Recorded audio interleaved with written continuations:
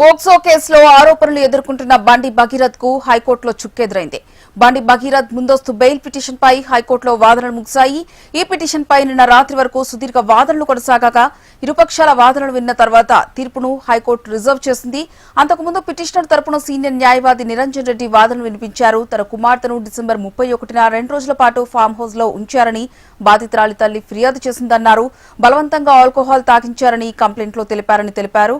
Farm house లో బాధితురాలు, నిందితుడితో పాటు మరో 5గురు ఉన్నారని ఫిర్యాదులో తెలిపారని, స్నేహితులు తీసుకున్న ఫోటోలు పరిశీలిస్తే బాధితురాలు స్వచ్ఛందంగానే ఆల్కహాల్ తీసుకున్నట్టు ఉందని పిటిషనర్ తరపు న్యాయవాది నిరంజన్ రెడ్డి కోర్టు దృష్టికి తీసుకెళ్లారు.